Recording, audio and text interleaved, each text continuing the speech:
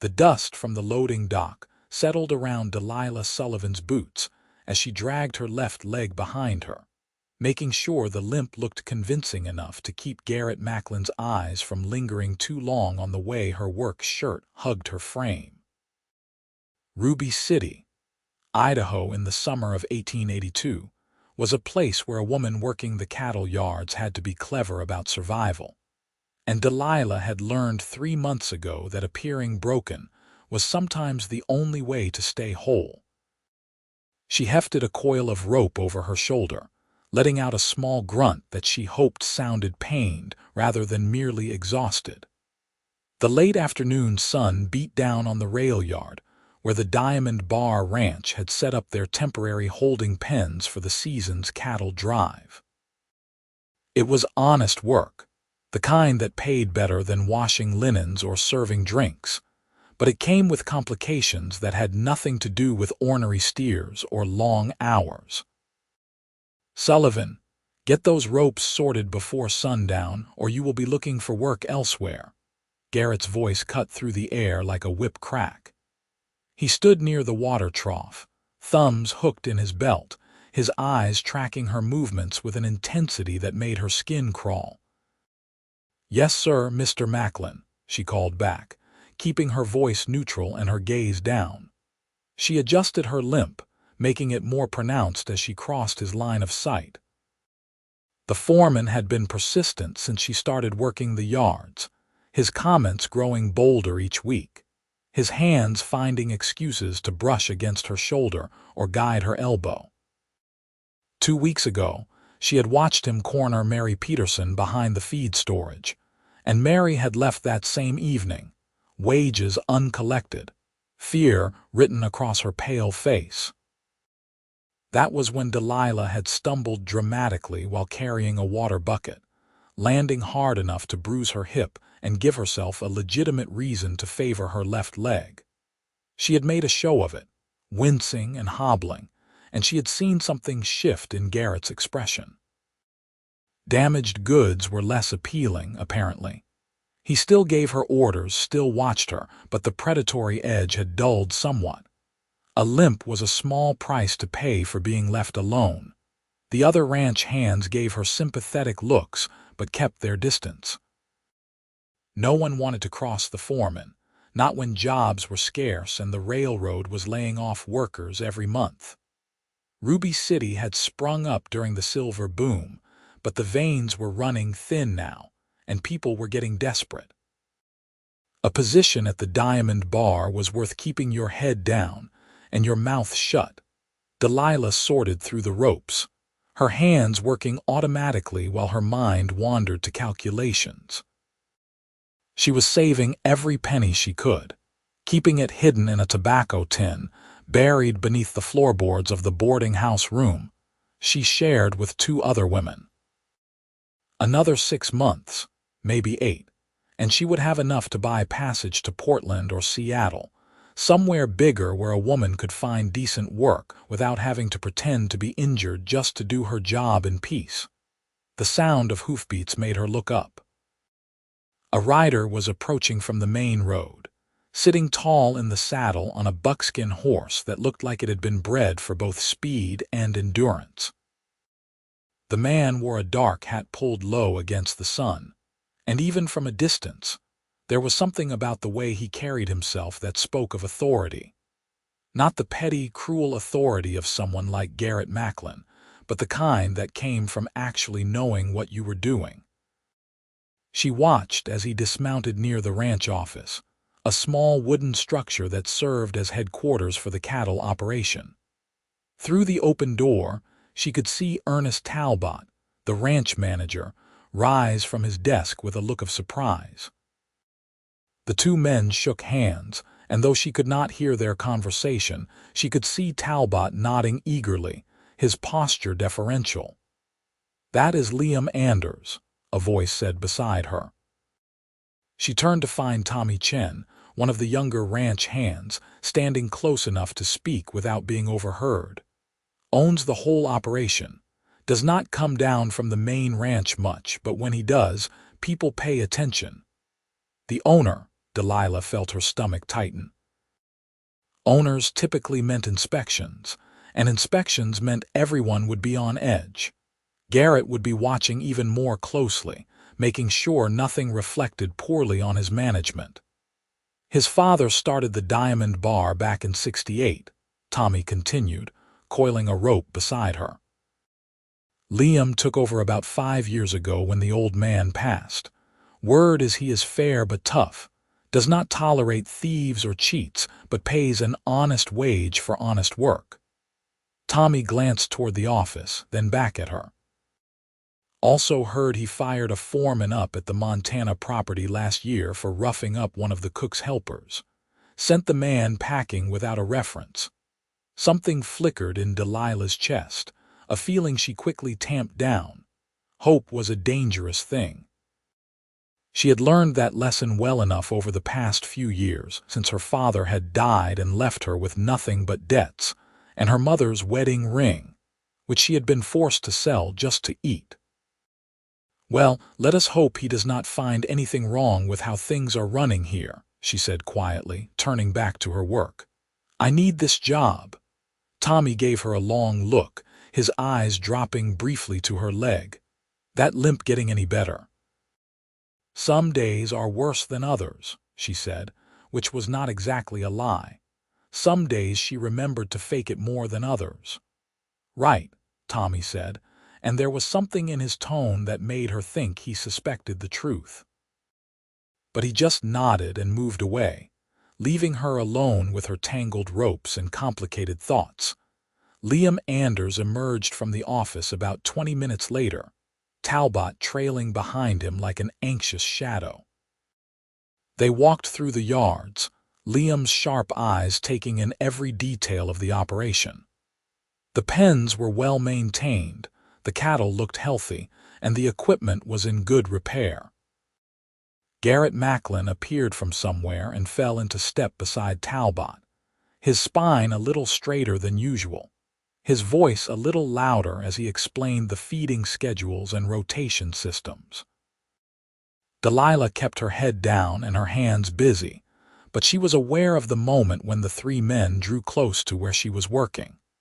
She made sure to stand slowly, carefully, putting weight on her right leg first before gingerly testing the left. "This is Sullivan, one of our yard workers," Garrett said, and there was a dismissive note in his voice that made her jaw clench. "Took a fall a few weeks back but manages to keep up well enough." "Sullivan," Liam said, and his voice was different from what she expected. Deeper, with a warmth that seemed genuine. "That leg giving you trouble?" She looked up then, meeting his eyes for just a moment before remembering her place and dropping her gaze again. But that moment was enough. His eyes were a startling shade of gray-blue, like storm clouds over the mountains, and his face was weathered in the way of men who spent their lives outdoors, with lines around his eyes that suggested he smiled more than he frowned.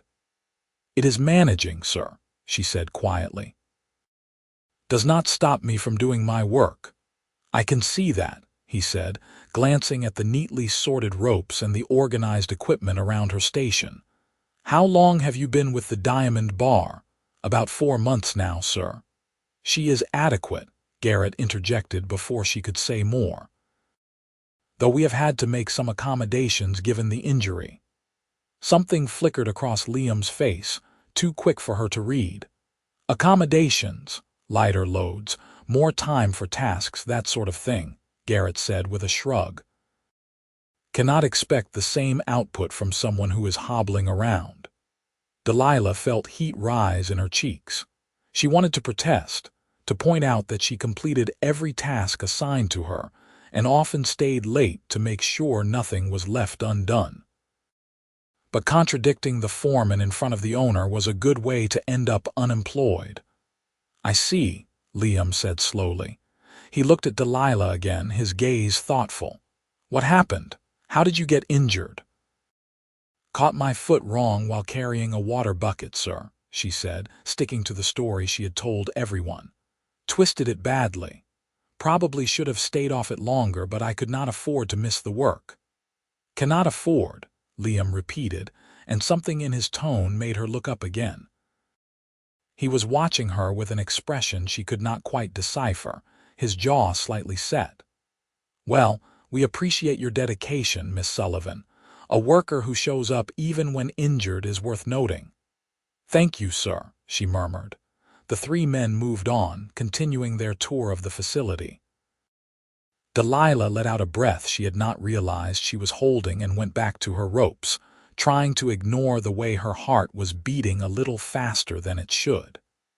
There was no reason for Liam Anders's attention to affect her. He was the owner, she was a yard worker with a fake limp, and their worlds would never intersect beyond this brief inspection. She was wrong about that, though she would not realize it until later. The inspection continued through the following day.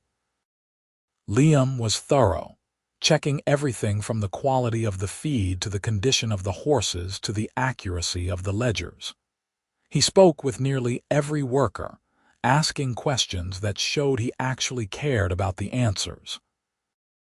When he asked Buck Morrison about his shoulder injury from last month, Buck nearly fell over in surprise that the owner even knew his name, let alone his medical history. Delilah kept to her routine, dragging her left leg whenever anyone important was watching, walking normally when she thought no one was paying attention. It had become second nature by now, this constant performance of pain. Sometimes she almost forgot she was faking it at all. On the second evening of Liam's visit, she was finishing up her work near the back pens when she heard raised voices from the office. The windows were open to catch the evening breeze, and sound carried well in the stillness. I do not care what your reasons are, Macklin. What I saw today was unacceptable. That was Liam's voice, hard as iron. Sir, I do not know what you think you saw, but I run a tight operation here. Garrett sounded defensive, his usual swagger replaced by something more desperate. A tight operation. You have workers terrified to speak up. You take credit for their work and blame them for your mistakes. And I watched. You deliberately overload that woman's station this afternoon and then berate her for not finishing on time. Delilah felt her breath catch. He had been watching that. She had thought he was occupied with the cattle inventory. Sullivan, she is slow because of her leg. I push her because she needs pushing, Garrett protested. She is not slow. She is one of the most efficient workers here based on what I have observed. What she is, Macklin, is afraid of you. And so is everyone else. There was a long silence. Delilah crept closer to the window, her curiosity overriding her caution. I have worked for the Diamond Bar for 6 years, Garrett said finally. Your father trusted me to run this operation. My father made a lot of decisions in his final years that I am still correcting, Liam replied, his voice cold. You are fired, Macklin. You have until tomorrow morning to clear out. I will pay you through the end of the week, but I want you gone. You cannot do this. On what grounds? On the grounds that you are a bully and a poor manager, and I have reason to believe you have been making unwanted advances toward female workers. That last part alone would be enough, but combined with everything else I have seen, I want you off my property. You have no proof of any advances, Garrett sputtered. I have the fact that 3 women have quit in the past 6 months without explanation, and the ones who are left look at you like you are a rattlesnake ready to strike. That is enough proof for me. Now get out of my office.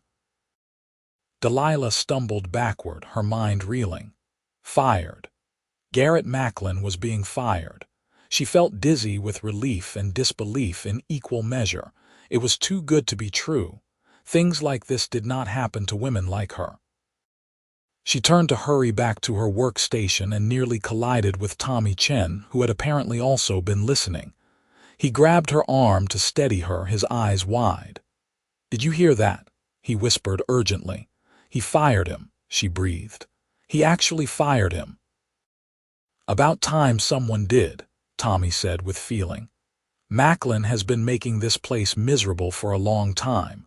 The men just put up with him because we had to, but the women—" He shook his head. "Mary told me what happened before she left. I felt like a coward for not standing up to him, but I have a family to feed and—" "I know," Delilah said quickly. "We all do what we have to do to survive." "Yeah," Tommy said, but he did not look happy about it. "Come on, we better get out of here before they catch us eavesdropping." They scattered just as the office door slammed open. Garrett stormed out, his face purple with rage. He did not look at anyone, just marched straight to the bunkhouse where the foreman had their quarters. Delilah watched from the corner of her eye as Liam emerged more slowly, his expression grim but satisfied. He caught sight of her across the yard, and for a moment their eyes met. She saw something in his gaze that made her chest tighten, a warmth and a question all at once.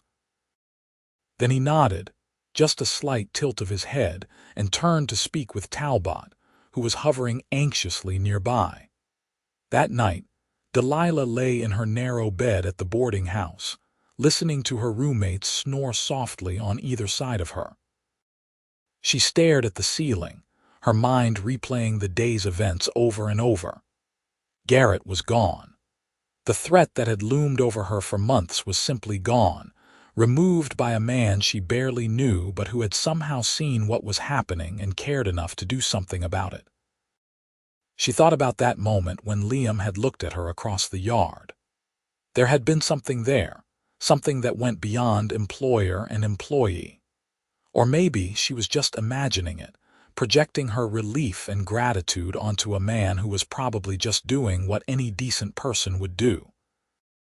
The problem was that decent men were rare enough in her experience that she was not entirely sure how to recognize one. Morning came too quickly, as it always did. Delilah dressed in the pre-dawn darkness, pulling on her worn work clothes and braiding her dark hair back from her face. She splashed water on her face from the basin, the cold shock helping to wake her fully. As she walked to the rail yard, she realized she was not limping. The habit was so ingrained that she usually started the performance the moment she left the boarding house, but today she had forgotten. She was halfway to the yards before she noticed and hastily adjusted her gait, dragging her left leg. But even as she did it, a small voice in the back of her mind whispered, "Why are you still doing this? Garrett is gone. You do not need to pretend anymore." The voice was right, but years of caution made her hesitate.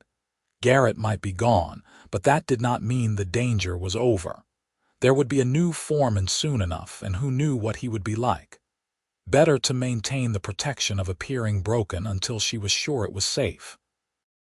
The yard was buzzing with energy when she arrived. Word of Garrett's firing had spread like wildfire, and the workers were animated in a way she had not seen before. There was laughter, actual laughter, coming from the group gathered near the water pump. Buck Morrison was demonstrating something with exaggerated gestures while the others hooted with amusement. "He really is gone," Sarah Mitchell said, appearing at Delilah's elbow. Sarah worked in the ranch kitchen, preparing meals for the workers. "I saw him leave at first light, suitcase in hand, face like thunder. Good riddance, I say." "Good riddance," Delilah agreed softly. "Makes you wonder, though," Sarah continued, lowering her voice. "What kind of man fires his foreman over how he treats the workers? Most owners do not care as long as the cattle get moved and the money keeps coming." "Maybe Liam Anders is different," Delilah suggested. "Maybe," Sarah said thoughtfully. "He certainly looks different. Did you see him yesterday? Those eyes of his could make a saint forget her prayers." Delilah felt an unexpected stab of something that might have been jealousy, which was ridiculous. "I noticed he seemed fair," she said carefully. "Fair and handsome is a dangerous combination," Sarah said with a laugh. "Well, I better get back to the kitchen. We are making a proper breakfast this morning to celebrate. Hot cakes and bacon instead of the usual mush." The morning passed in a strange atmosphere of jubilant confusion. No one was quite sure who was in charge now that Garrett was gone. Talbot tried to give directions, but he was a manager, not a foreman, and there was a difference. The workers needed someone who understood the day-to-day operations, someone who could coordinate the various tasks and solve problems as they arose.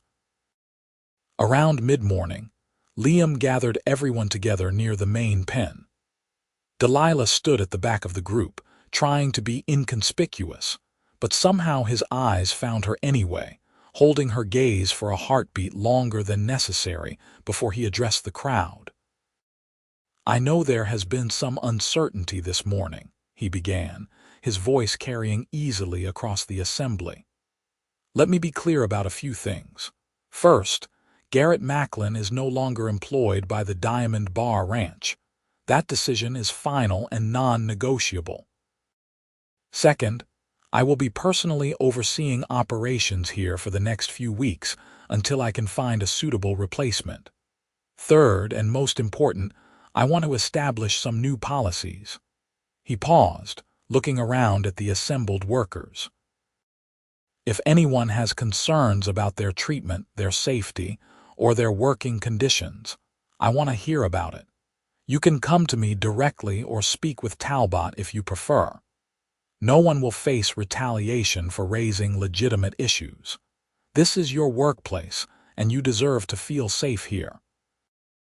Is that understood?" There was a murmur of assent, though Delilah could see skepticism on some faces. Pretty words were easy. Following through was harder. "Now, I need to reorganize the work assignments until we have a new foreman in place," Liam continued. "Talbot and I will be meeting with each of you individually over the next few days to discuss your roles and hear any suggestions you might have. In the meantime, continue with your regular duties. Buck, you are in charge of the morning feed rotation. Tommy, oversee the pen maintenance. Sarah, keep doing exactly what you are doing in the kitchen because that bacon this morning was the best I have had in months." That got a laugh, easing some of the tension. "Sullivan," Liam said, and Delilah's heart skipped. "I would like to speak with you first if you can spare a few minutes." Every eye turned toward her. She felt heat creep up her neck as she nodded and made her way through the crowd, remembering to Limp. Liam waited until the others had dispersed to their various tasks before gesturing toward the office. "After you," he said politely, holding the door open. The office was small and cramped, smelling of paper and tobacco. Liam moved behind the desk but did not sit, instead leaning against it casually, his arms crossed. Delilah stood near the door, her hands clasped in front of her, trying not to look as nervous as she felt. "How is your leg this morning?" he asked, and his tone was conversational, almost gentle. "About the same as always, sir," she said carefully. "I see," he said, and there was something in those two words that made her look up sharply. His expression was knowing, a slight quirk to his mouth that might have been amusement or might have been something else entirely. "Sir," she ventured. "Miss Sullivan, I am going to be very direct with you, and I hope you will afford me the same courtesy," he said, his gray-blue eyes steady on hers. "There is nothing wrong with your leg, is there?" The world seemed to tilt. Delilah felt her mouth go dry. Denying it seemed pointless, but admitting it felt dangerous. "I do not know what you mean," she tried weakly. "I mean that I watched you yesterday morning before anyone else had arrived," Liam said calmly. "You were walking across the yard without any trace of a limp, moving quickly and easily. The moment you saw one of the other workers, you started favoring your left leg. You have been faking an injury." The words hung in the air between them. Delilah felt panic rising in her throat. This was it. She was going to be fired for fraud, for lying. All those months of careful deception, and she had been caught. "I am sorry," she whispered. "Please, I needed this job. I did not know what else to do." "Why?" Liam asked, and his voice was not angry, just curious. Why pretend to be injured? She looked at him then, really looked at him, trying to gauge whether honesty would help or hurt her cause. What she saw was someone who seemed genuinely interested in the answer, not someone looking for an excuse to punish her. "Garrett Macklin," she said finally, the words coming slowly at first and then faster as the dam broke. "He was always watching me, always finding reasons to stand too close or touch my arm. He made comments about my appearance, about how I should smile more, be friendlier. I saw what happened to Mary Peterson, how he cornered her. She left that same night and she looked terrified. I needed this job, sir. I needed the money. But I also needed him to leave me alone. When I started limping, when I looked damaged, he lost interest. It was the only way I could think of to protect myself and keep working." The words tumbled out in a rush, and by the end, she was trembling slightly. She had never said it out loud before, never admitted the fear and the calculation that had gone into her deception. Liam's expression had hardened as she spoke, his jaw clenching. "Did he ever touch you inappropriately?" "A few times before the limp," she admitted. "Nothing I could prove or complain about without risking my position. A hand on my shoulder that lingered too long, standing behind me so close I could feel his breath. That sort of thing." "That is more than enough," Liam said, his voice tight with anger. Not anger at her, she realized. Anger on her behalf. "I am sorry you felt you had no other option but to pretend to be injured just to do your job. That is unacceptable, and I take responsibility for not knowing sooner what was happening here." "You could not have known," Delilah said quickly. "You were not here." "Which is part of the problem," Liam replied. "I should have been paying closer attention to all my properties. My father used to say that an absent owner is an invitation for corruption, and he was right." He ran a hand through his dark hair, a gesture that seemed born of frustration. "Miss Sullivan, I want to be very clear about something. You will not be fired. Your position here is secure, and you no longer need to fake an injury to feel safe at work. Is that understood?" Relief crashed over her like a wave, so intense it almost brought tears to her eyes. "Yes, sir." "Thank you, sir. You can drop the sir when it is just us," he said with a slight smile. "Liam is fine." "That hardly seems appropriate," she said, though something warm bloomed in her chest at the offer of informality. "Maybe not, but I insist," he said. His smile faded into something more serious. "I have another question for you if you do not mind." "All right." "Why are you still limping right now? Garrett is gone. You just told me the truth. Yet you walked in here with the same halting gait you have been using for weeks." Delilah blinked, realizing he was right. She had limped into the office, had maintained the pretense even though there was no longer any need. "Habit, I suppose," she said slowly. "And uncertainty. I know Garrett is gone, but there will be another Foreman eventually. Better to maintain the protection until I know what the new situation will be." "Practical," Liam observed, "but also sad that you feel you need to continue the deception." He pushed off from the desk, moving a step closer to her. He was tall, she realized, at least a head taller than her own moderate height. "What if I told you that I am going to be very selective about the next foreman I hire? That I will make it clear that harassment of any kind will result in immediate termination?"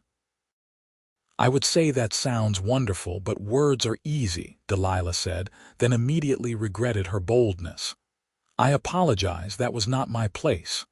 "No, you are right," Liam said, surprising her. "Words are easy. Action is what matters, so let me take an action right now. For the next few weeks, while I am personally overseeing this operation, I want you to walk normally. No limping, no pretending to be injured. I want you to do your job to the best of your ability without hindering yourself. Can you do that?" It felt like a test, or maybe a leap of faith. Delilah studied his face, looking for any sign of deception or ulterior motive. All she saw was earnest sincerity and something else, something warmer that made her pulse quicken. "I can try," she said finally. "Good," Liam said, and his smile returned, transforming his serious face into something almost boyish. "I look forward to seeing what you can really do when you are not holding yourself back." She left the office feeling like she was floating. The conversation had gone so differently from what she had feared. Not only was she not fired, but she had been given permission, even encouragement, to stop the exhausting charade she had been maintaining. Still, old habits died hard. She found herself starting to limp as she crossed the yard, then consciously stopped, forcing herself to walk normally. It felt strange, almost transgressive, like she was breaking an important rule. She could feel eyes on her, other workers noticing the change. Tommy raised his eyebrows questioningly as she passed, and she gave him a small shrug, not sure how to explain what had just happened. The day's work took on a different quality. Without the constant drain of maintaining her limp, Delilah found she had more energy, more focus. She completed her tasks quickly and efficiently, the way she used to before Garrett's attention had forced her into her protective deception. It felt good, she realized. It felt like being herself again. Liam spent the day moving through the yards, observing, asking questions, occasionally stepping in to help with a difficult task. He was not the kind of owner who stayed clean and distant. By afternoon, his shirt was dusty, and there was dirt on his hands from helping to reinforce a weak section of fence. The workers responded to this, their initial wariness giving way to something like respect. Delilah was acutely aware of him throughout the day. She would look up from her work to find him watching her from across the yard, his expression thoughtful. Once, their eyes met and held, and something passed between them, a wordless communication that made her heart race. She looked away first, flustered and uncertain. That evening, as the sun began its descent toward the mountains, painting the sky in shades of gold and pink, Liam approached her again. She was finishing up, making sure all the equipment was properly stored for the night. "You walked all day without limping," he observed, leaning against a fence post. "How does it feel?" "Strange," she admitted. "Like I forgot something important, but in a good way." "I watched you work today," Liam said, and there was admiration in his voice. "You are fast, efficient, and thorough.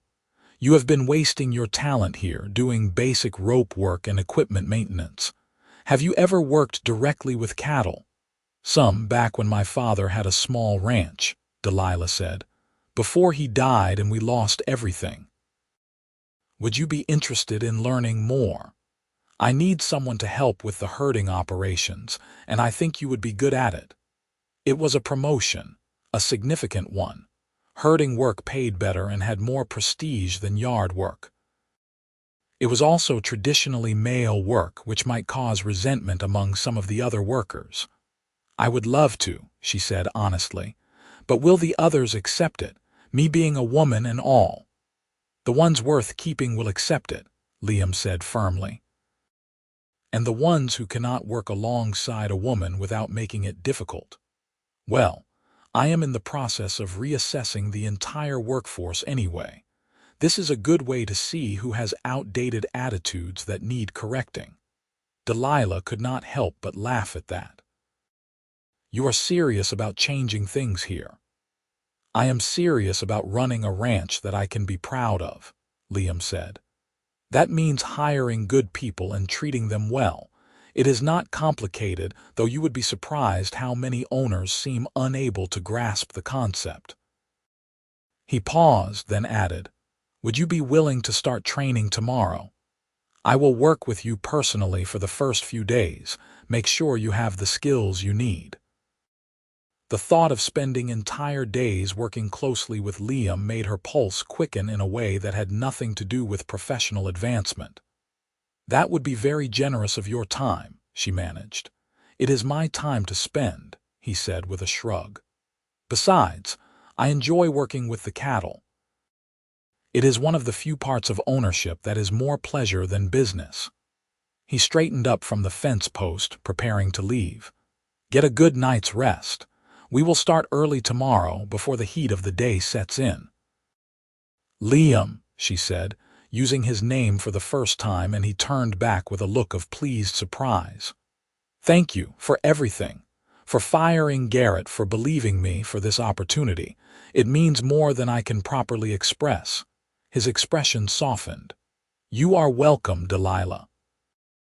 Though I should be thanking you for your honesty today. I know it took courage to tell me the truth about the limp." The way he said her name, with that slight warmth in his voice, made something flutter in her chest. She watched him walk away toward the main house, his tall frame moving with easy confidence, and she allowed herself a moment to simply appreciate the view.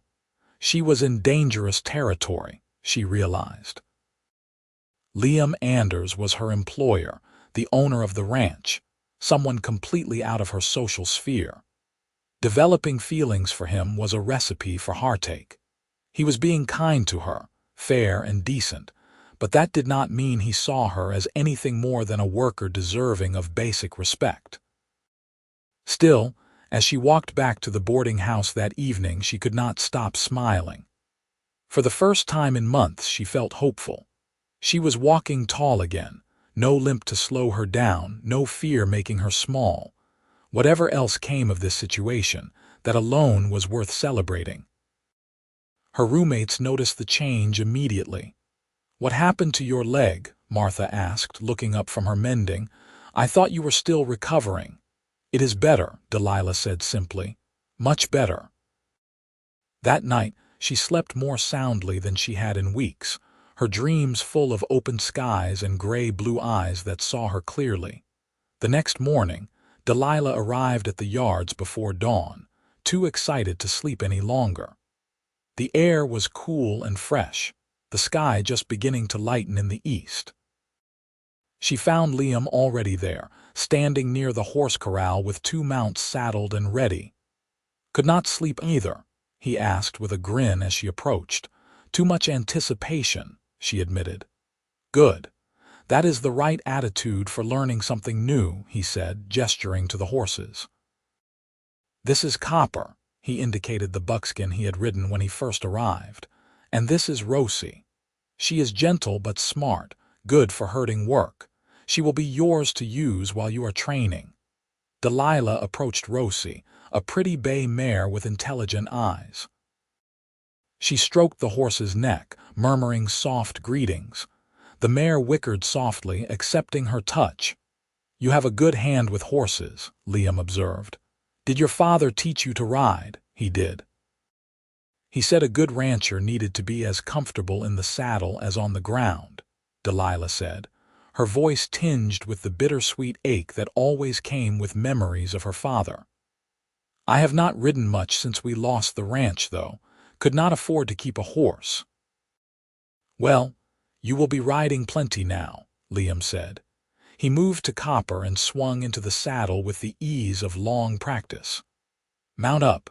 We are going to check the herd in the north pasture and bring a group down to the holding pens.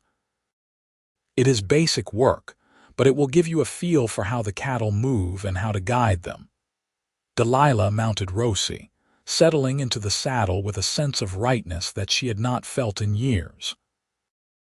This was where she belonged, not hobbling around a dusty yard pretending to be broken, but here on horseback, doing real ranch work. They rode out as the sun crested the horizon, painting the Idaho landscape in shades of amber and rose.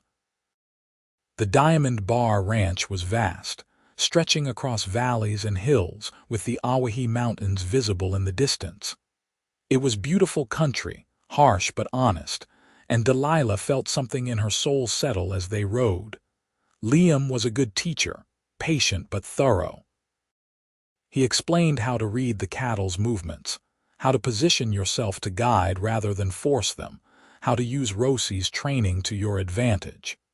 He demonstrated techniques, and then watched as Delilah tried them herself, offering corrections and encouragement in equal measure. "You are a natural," he said after she successfully guided a small group of cattle through a gate without any of them breaking away. "Most people take days to get that kind of control." "I had a good teacher," she said, flushed with pride and exertion. They worked together throughout the morning, falling into an easy rhythm. Liam talked while they rode, pointing out features of the landscape, telling stories about the ranch's history. His grandfather had been one of the first settlers in the area, arriving in the early 1860s with nothing but determination and a small herd of cattle. The ranch had grown over the decades, surviving droughts and harsh winters, market crashes and rustlers. "My father expanded the operation significantly," Liam said as they paused to water the horses at a creek. "But he was not always wise about who he trusted to help run things. Garrett was one of his mistakes. The man was competent enough at moving cattle, but he should never have been given authority over people." "You are nothing like him," Delilah said, then immediately wondered if she had overstepped. "Garrett, I mean. You are nothing like Garrett." "I hope not," Liam said with feeling. "I watched my father make a lot of mistakes in his later years, putting profit over people, trusting men who did not deserve it. I swore when I took over that I would do things differently. Not always successfully," he added with a rueful smile, "but I keep trying." "That is all anyone can do," Delilah said softly. They ate lunch in the shade of a cottonwood grove, simple fare that Sarah had packed for them in saddle bags. Bread and cheese, dried apples, canteens of cold water from the ranch well. It was humble food, but sitting there in the dappled shade with Liam, Delilah thought it might be the best meal she had ever had. "Tell me about yourself," Liam said as they ate. "I know the basic facts from your employment records, but I would like to know more. What brought you to Ruby City?" Delilah hesitated, unused to anyone in authority taking a genuine interest in her story. "My father had a small ranch about 50 miles south of here," she began slowly. "Just him and my mother and me. It was not much, but it was ours. When I was 18, my mother died of fever. My father tried to keep the ranch running, but he was never quite the same after she passed. 2 years later, he died too. Heart just gave out, the doctor said. I think he died of a broken heart, honestly." "I am sorry," Liam said quietly. "That must have been incredibly difficult." "It was," Delilah admitted.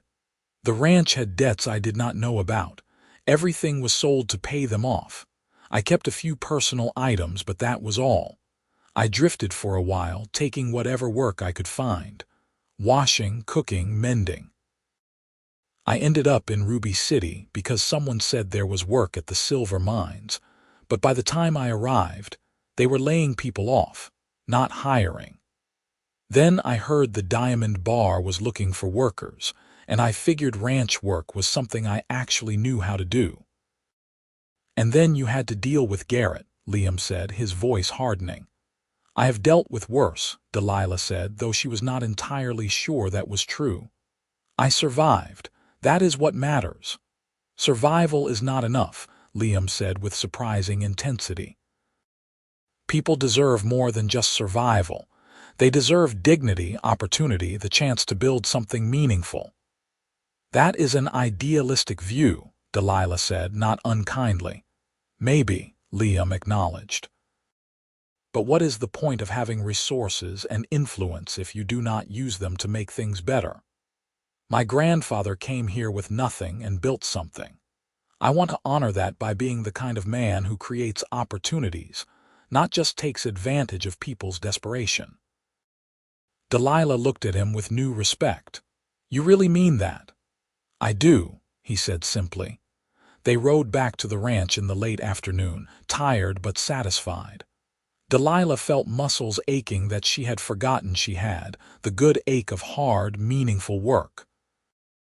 As they unsaddled the horses and rubbed them down, she realized she was happier than she had been in years.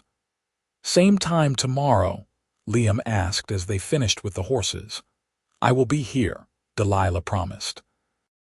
"Good," he said, and there was something in his smile that made her think he was looking forward to it as much as she was.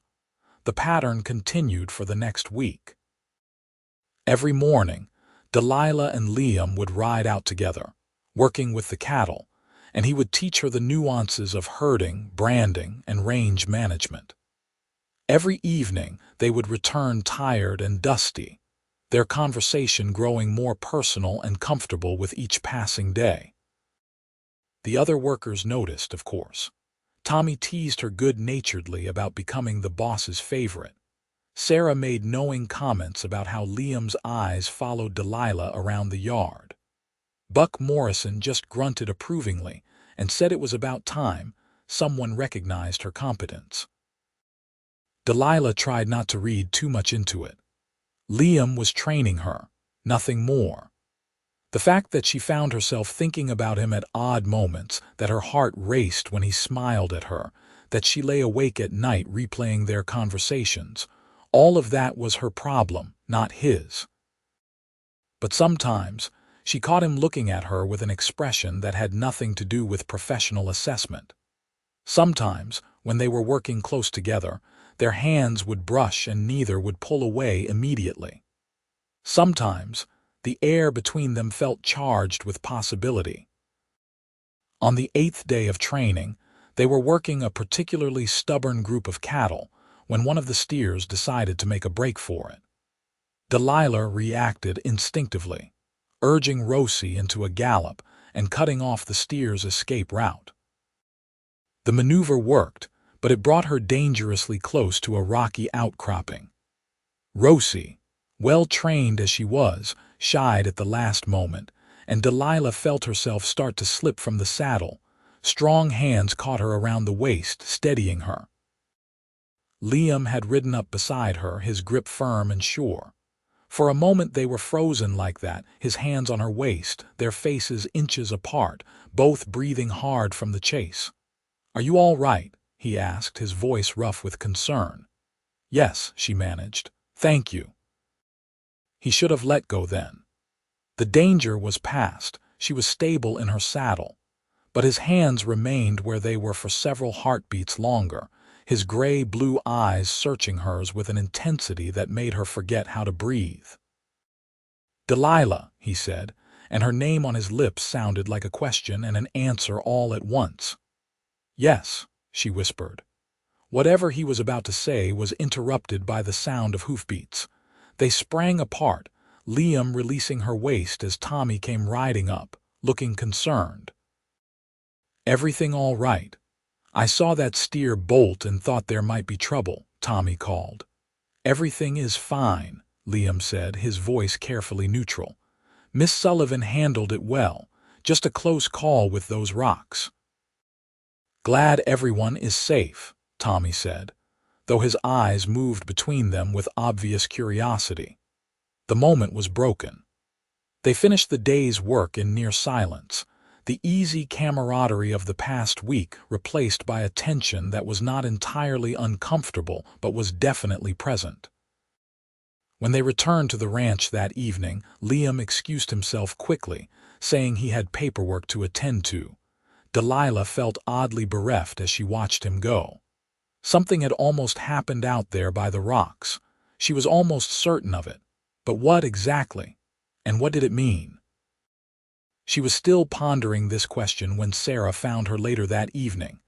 The cook pulled her aside with a conspiratorial expression. "Everyone is talking about you and the boss," Sarah said without preamble. "There is nothing to talk about," Delilah protested. "He is training me." "That is all. He is looking at you like a man dying of thirst looks at water," Sarah countered. "And you light up like a lamp whenever he comes near. If that is nothing, then I am the Queen of England." "Sarah, he is the owner of the ranch. I am a worker." Even if there was something, which there is not, it would be completely inappropriate. "Why?" Sarah challenged. Because he has money and you do not. Because he was born into his position and you were not. That is just society talking, Delilah. The heart does not care about those things.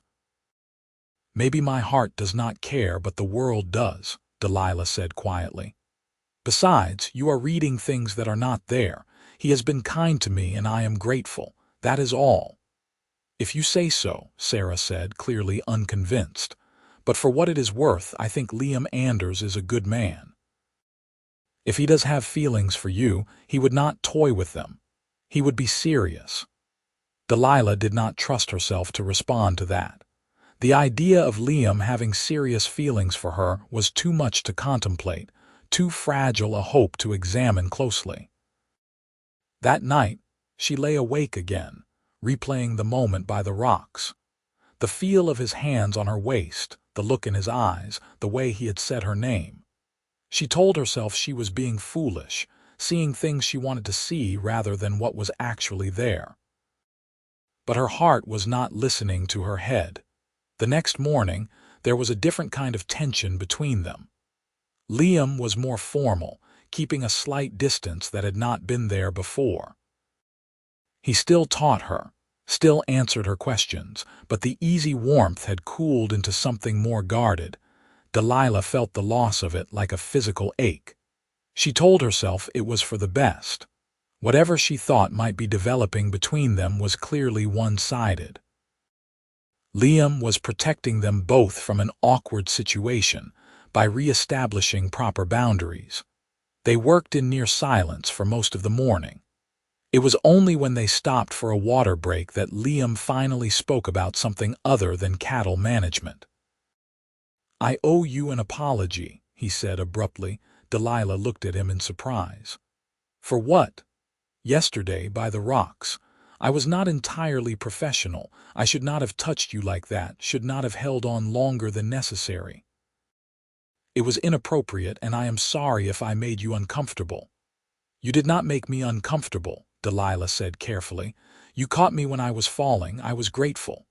"Still," Liam said, looking down at his canteen rather than at her, "I am your employer. There is a power imbalance that makes any personal interaction problematic. I do not want you to feel pressured or obligated." Understanding dawned. He was trying to protect her, to make sure she did not feel like she had to accept unwanted attention from someone with authority over her employment. It was considerate and thoughtful and exactly the kind of thing that made her feelings for him deepen. "Liam," she said, waiting until he looked up at her, "I do not feel pressured. If anything, I feel the opposite. You have given me my confidence back. You fired the man who made me feel I had to pretend to be broken just to survive. You have treated me with respect and given me opportunities I never expected. You have never made me feel uncomfortable or obligated." "Good," he said, relief evident in his voice. "That is important to me. Your trust, your comfort, they matter."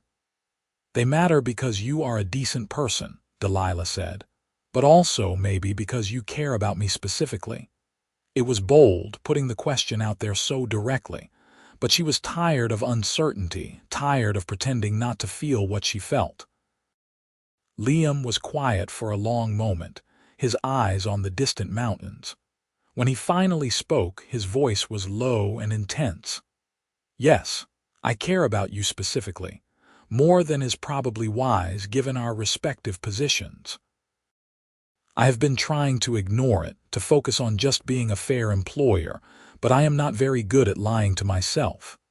Delilah's heart was pounding so hard she was surprised he could not hear it. "I care about you too," she said softly. "I know I should not. I know all the reasons why it is complicated, but I do." He turned to her then, and the look on his face was worth every moment of uncertainty. "What do we do about this?" he asked.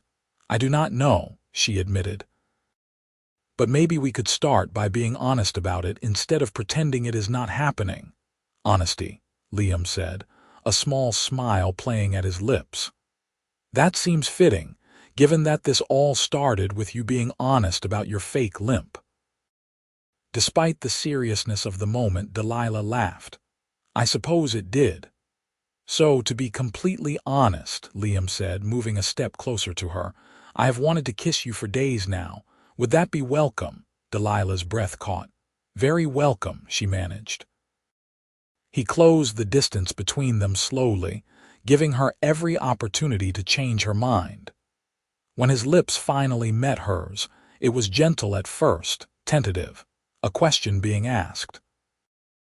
Delilah answered by rising on her toes and kissing him back with more confidence, her hands coming up to rest on his chest.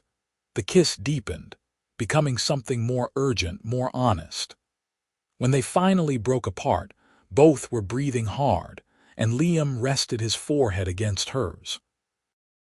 "I have been wanting to do that since the moment I saw you sorting ropes with that fake Limp," he admitted.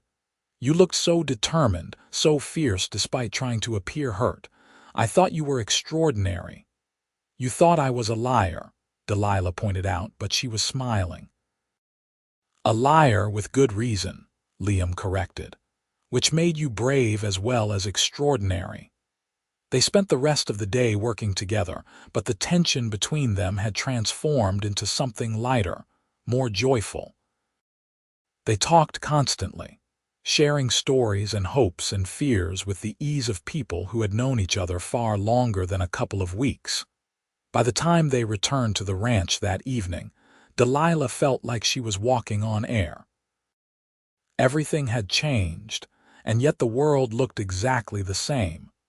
It was a strange, wonderful contradiction. Over the following weeks, their relationship deepened. They were careful to maintain professionalism during work hours, not wanting to give the other workers reason to question Delilah's promotion or claim she was receiving special treatment. But in the early mornings and late evenings, they found time to be together, to talk and laugh and steal kisses when no one was looking.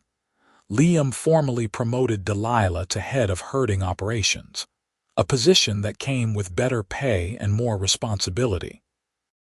Some of the older ranch hands grumbled about a woman in such a role, but most accepted it once they saw how competent she was. Those who could not adjust to the idea found themselves looking for work elsewhere, as Liam had predicted. Tommy Chen was promoted to assistant foreman, a decision that pleased everyone. The young man was well-liked and capable, and he had a talent for diffusing conflicts before they escalated. With Tommy and Delilah in leadership positions, the atmosphere at the Diamond Bar transformed completely. Workers who had been sullen and fearful under Garrett's management became engaged and productive.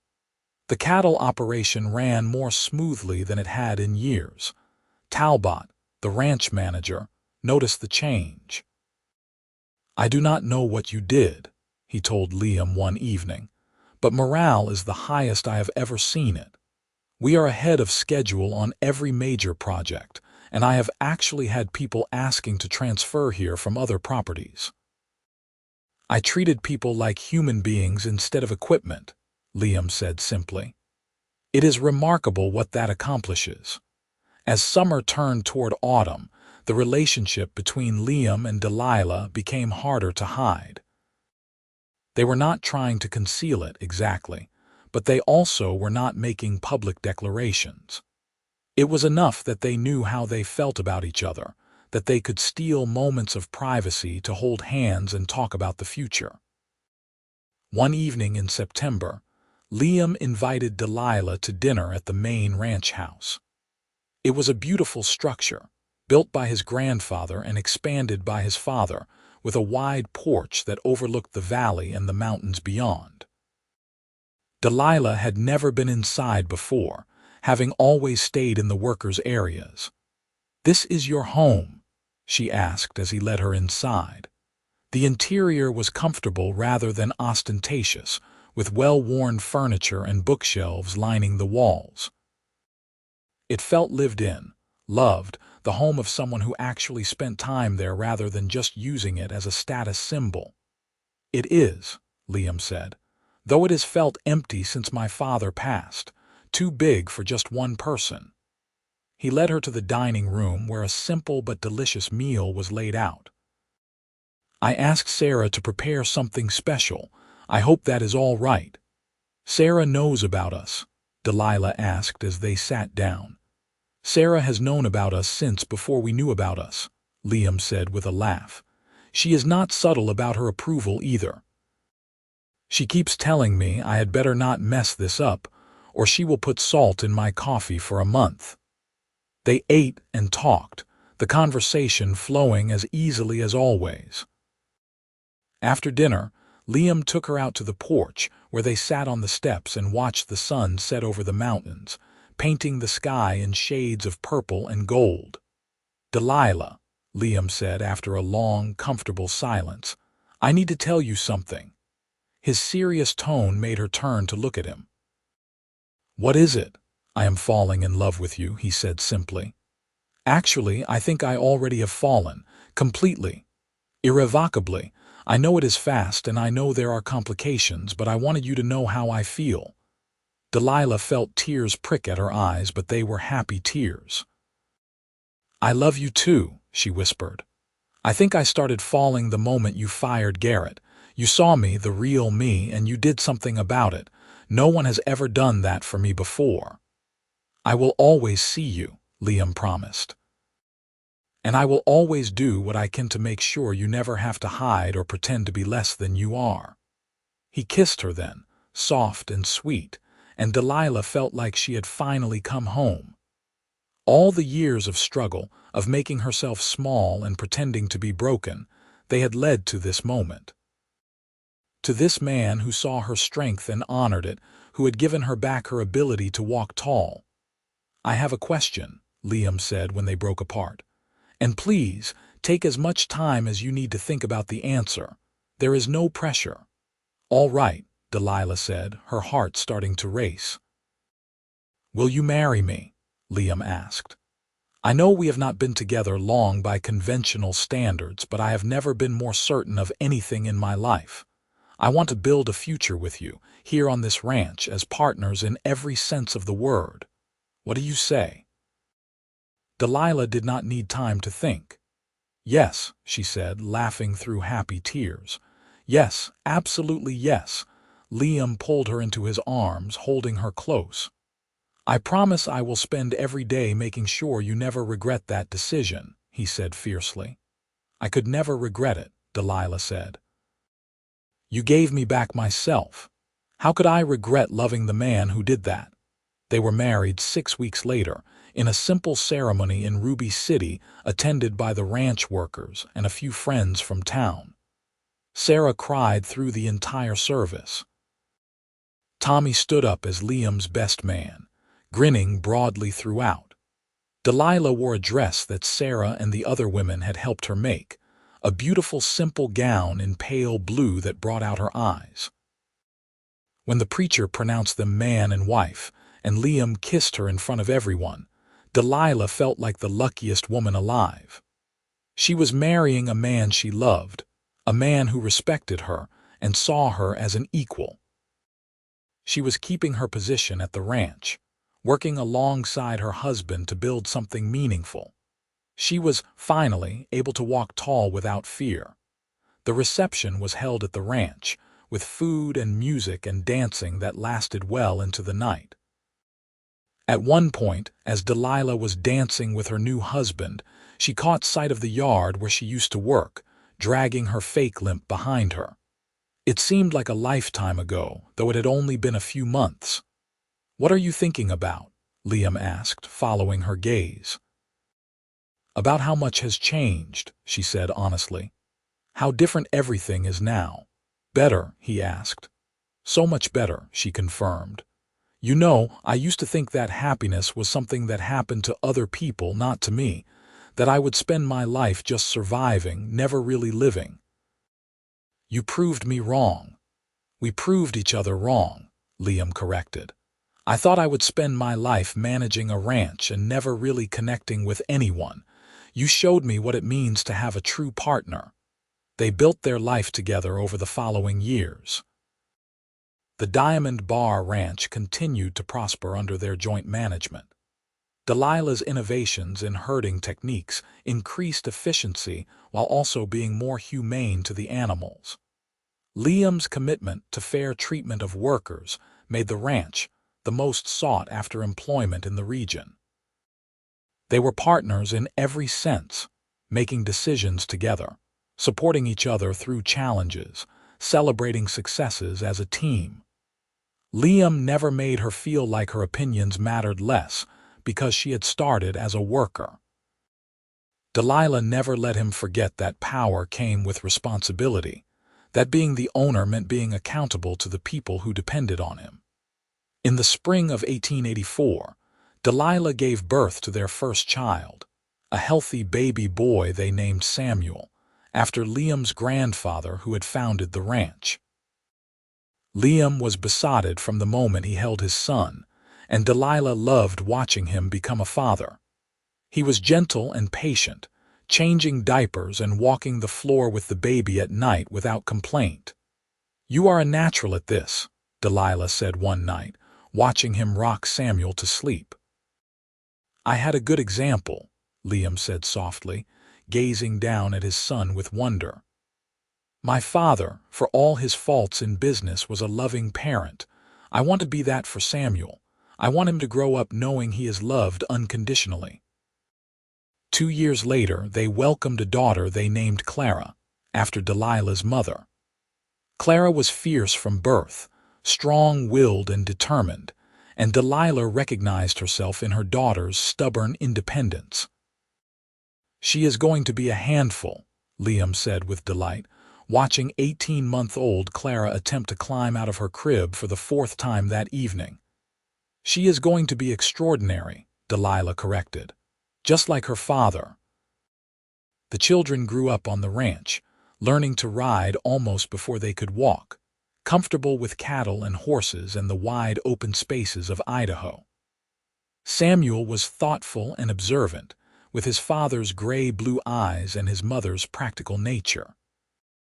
Clara was bold and adventurous, always the first to try something new, never backing down from a challenge. As the years passed, the ranch continued to grow. Liam and Delilah expanded operations carefully, always mindful of treating the land and the animals with respect. They became known throughout the territory as fair employers who actually cared about their workers' well-being. People came from hundreds of miles away hoping for a position at the Diamond Bar. Tommy Chen eventually married Sarah, the cook, in a ceremony that surprised absolutely no one. They built a small house on the ranch property and raised 3 children of their own. Tommy became the ranch's permanent foreman, a position he held with grace and competence. Sarah continued running the kitchen, expanding it to accommodate the growing workforce. Buck Morrison retired from active ranch work, but stayed on as an advisor, teaching the younger workers his decades of accumulated wisdom. He became a surrogate grandfather to Samuel and Clara, teaching them to rope and ride and read the weather. The fake Limp that had started everything became a story they told occasionally, usually when someone asked how Liam and Delilah had met. It served as a reminder of how far they had come, of the injustices that had once seemed insurmountable and the courage it took to overcome them. "I was pretending to be broken," Delilah would say, "so a cruel man would leave me alone, and then a good man came along and gave me permission to be whole again." "You were never broken," Liam would always correct her. "You were brilliant. You found a way to protect yourself when no one else would. That is not weakness. That is strength." In the autumn of 1890, Ruby City held its first annual Harvest Festival. The town had weathered the decline of silver mining by diversifying into ranching and agriculture, and the festival was a celebration of that resilience. The Diamond Bar Ranch had a prominent display, showcasing their cattle and horses, and Delilah gave a well-attended talk on modern herding techniques. At the festival, a young woman approached Delilah nervously. She was thin and worn-looking, with the kind of wariness in her eyes that Delilah recognized all too well. "Mrs. Anders," the woman said hesitantly. "My name is Emma. I heard you speaking about your ranch, about how you treat your workers. I was wondering if there might be any positions available." Delilah saw herself in this young woman, saw the desperation and the hope warring in her expression. "There might be," she said kindly. "What kind of work are you looking for? Anything honest?" Emma said quickly. "I can cook, clean, work with animals. I am not afraid of hard work. I just need a place where I can feel safe." The last words were said quietly, but Delilah heard them clearly. "Safe from what?" she asked gently. Emma hesitated, then seemed to make a decision. "From my current employer. He has been making advances. I have been trying to avoid him, but it is getting harder. I need to leave, but I have nowhere to go." Delilah felt anger on this young woman's behalf, the same anger Liam had felt when she had told him about Garrett Macklin. "Come to the Diamond Bar tomorrow," she said firmly. "We will find a position for you, and Emma, you will not need to avoid anyone there. We have very strict policies about harassment." Emma's eyes filled with tears. "Thank you," she whispered. "You do not know what this means." "I do, actually," Delilah said. "Someone gave me a chance once when I desperately needed it. I am just passing that forward." That night, lying in bed beside her husband, Delilah told him about Emma. "We need to hire her," she said. "She reminds me so much of myself back then." "Then we will hire her," Liam said without hesitation. "There is always room for someone who needs help. That is what the Diamond Bar is for." Emma arrived the next day and proved to be a capable, hard-working addition to the ranch. Within a year, she had fallen in love with one of the ranch hands, a quiet man named Peter who treated her with gentle respect. They married in a ceremony officiated by the same preacher who had married Liam and Delilah, and the cycle of healing and new beginnings continued. By 1895, Samuel was 11 and already showing signs of his father's leadership abilities. He was fair-minded and thoughtful, popular with the other ranch children, but never using that popularity to exclude or bully. Clara, at 9, was already an accomplished rider, fearless on horseback and passionate about the cattle operation. "I want to run the ranch someday," Clara announced one evening at dinner. "Just like you and Papa. You can do anything you set your mind to," Delilah told her daughter. "But the ranch is big enough for both you and Samuel if you both want to be involved. We could be partners," Samuel suggested to his sister. "Like Mama and Papa are. I would like that," Clara said thoughtfully. "As long as you do not try to tell me what to do just because you are older." "I would never," Samuel said with complete sincerity.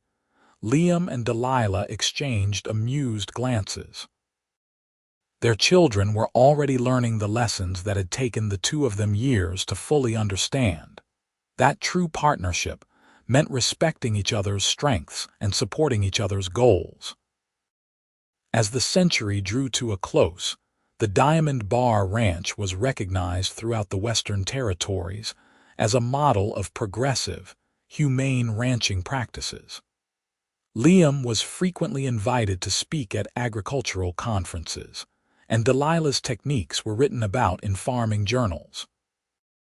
They were successful not just financially but morally, having built something that aligned with their values. But more than any professional success, what Delilah treasured most was the life they had built together. The home filled with laughter and love, the children who were growing into remarkable people, the partnership that had only deepened with time. One evening in the summer of 1899, as they sat on the porch watching the sunset, Delilah turned to her husband. "Do you remember the first time we sat here together? When you asked me to marry you?" "Of course," Liam said, taking her hand. "How could I forget? I was terrified you would say no." "I could never have said no," Delilah said. "You had already given me everything I needed." My confidence, my strength, my sense of self-worth. Saying yes was just acknowledging what was already true in my heart. I did not give you those things, Liam said firmly. You always had them. I just removed the obstacles that were preventing you from showing them. You fired Garrett Macklin, Delilah said with a smile. Best decision you ever made. Second best, Liam corrected. The best was asking you to marry me. They sat in comfortable silence for a while, watching the sun paint the sky in brilliant colors. From inside the house came the sound of Clara practicing the piano while Samuel read aloud to her, the two siblings spending time together as they always did. We have built a good life, Delilah said softly. We have built an extraordinary life, Liam corrected. And it is only going to get better. He was right. The turn of the century brought new challenges and new opportunities, but they faced them together, always partners, always equals. The ranch continued to prosper, adapting to changing markets and new technologies, while maintaining its commitment to ethical practices. Samuel and Clara both went away to college, Samuel studying agricultural science and Clara studying veterinary medicine. They both returned to the ranch afterward, bringing new knowledge and fresh perspectives. Just as they had planned as children, they became partners in running the operation, working alongside their parents and eventually taking over more of the day-to-day management.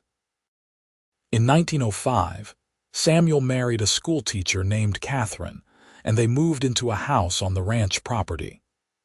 Clara, true to her independent nature, announced that she was not interested in marriage at the moment. Thank you very much. She had a ranch to help run and animals to care for.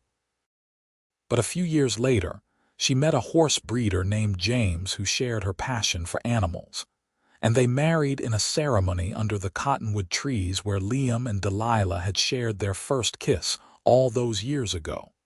Grandchildren arrived, filling the ranch with noise and joy.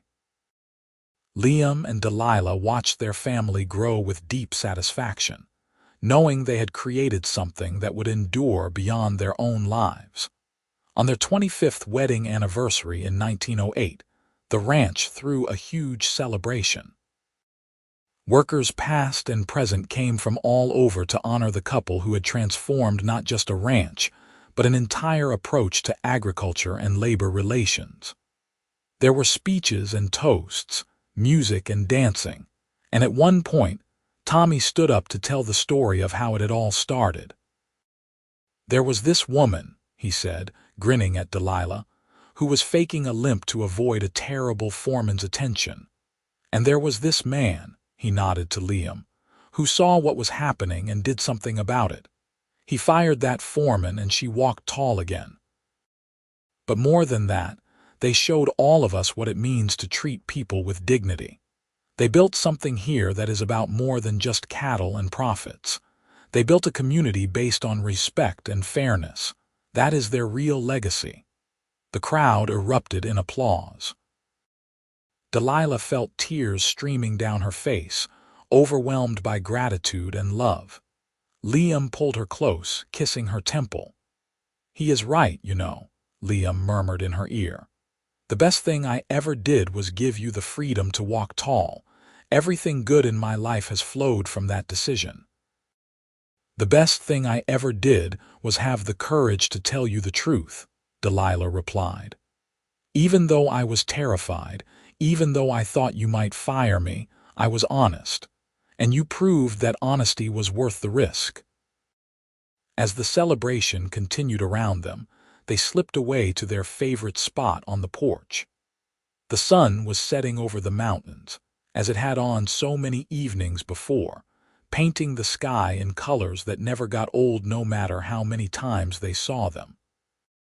I never thanked you properly, Delilah said suddenly. For what? Liam asked. For seeing me. For seeing past the limp and the fear to the person I actually was. For giving me the chance to be that person again. You never needed to thank me for that, Liam said. Seeing you, loving you, building this life with you. Those are not favors I did you. They are the greatest gifts I have ever received." They stood there together as the sun set. Two people who had found each other against the odds, who had built something beautiful from unpromising beginnings, who had proven that decency and fairness were not weaknesses but strengths. The fake limp that had brought them together was long forgotten by most people, just a curious anecdote from the early days. But for Liam and Delilah, it remained a powerful reminder. A reminder that sometimes protection requires deception, that survival sometimes demands we make ourselves smaller than we are. But also a reminder that the right person, the right moment, the right act of courage can change everything. Delilah had stopped limping physically decades ago, but in many ways, she had never stopped walking tall. Every day she worked the ranch, every decision she made as an equal partner, every time she offered a job to someone who needed a fresh start, she was walking tall. She was being the person that a cruel foreman's attention had nearly stolen from her, the person that a good man's intervention had helped her reclaim. And Liam had never regretted firing Garrett Macklin. It remained one of the easiest decisions he had ever made. In that moment, he had chosen to do the right thing over the convenient thing, to protect a vulnerable worker over protecting his foreman. That choice had given him everything: a wife he adored, children he was proud of, a ranch that ran on principles he believed in. As the stars began to emerge in the darkening sky, they went inside to rejoin their family. The house was full of people they loved, multiple generations gathered together in celebration. Children ran through the rooms, laughing and playing. Samuel and Catherine were dancing in the front room while Clara sang along to the music. Tommy and Sarah sat in the corner, heads together, still obviously in love after all these years. This was what they had built. Not just a successful ranch, but a place where people could be themselves without fear, where hard work was rewarded and dignity was never negotiable, where a woman could walk tall without having to pretend to be anything other than strong. "Dance with me," Liam asked, holding out his hand. Delilah took it without hesitation, letting him pull her into his arms. They swayed together to the music, moving in perfect synchronization the way they had learned to do over decades of partnership. "I love you," she said, resting her head on his shoulder.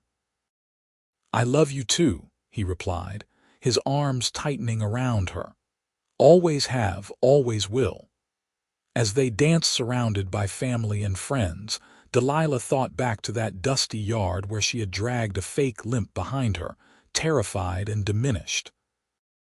She thought about the moment Liam had looked at her and seen the truth. She thought about every choice and chance that had led them to this moment, and she was grateful. Grateful for the hardship that had taught her strength, grateful for the fear that had taught her courage, grateful for the man who had seen past her defenses to the person worth defending. They danced long into the night, celebrating not just 25 years of marriage but the journey that had brought them together. A journey that had started with a fake limp and a fired foreman, with desperation and intervention, with fear and courage intertwined. But it had led here, to this moment of joy and community and unshakable love. And that made every difficult step of the journey worthwhile. The Diamond Bar Ranch continued to thrive under the Anders family management for generations to come. Samuel and Clara raised their own children to value fairness and hard work.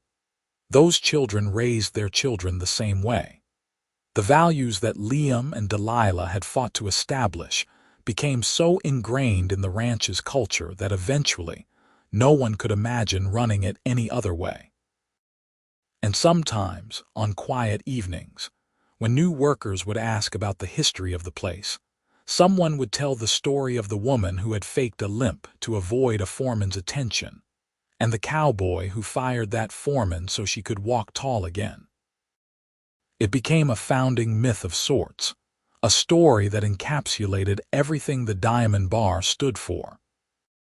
The story always ended the same way, with two people who had found love in the most unlikely circumstances, who had proven that doing the right thing could lead to extraordinary outcomes, who had built a legacy that extended far beyond cattle and land into the realm of how we treat each other, how we stand up for the vulnerable, how we create spaces where everyone can walk tall. And they lived happily, truly and completely, for the rest of their days.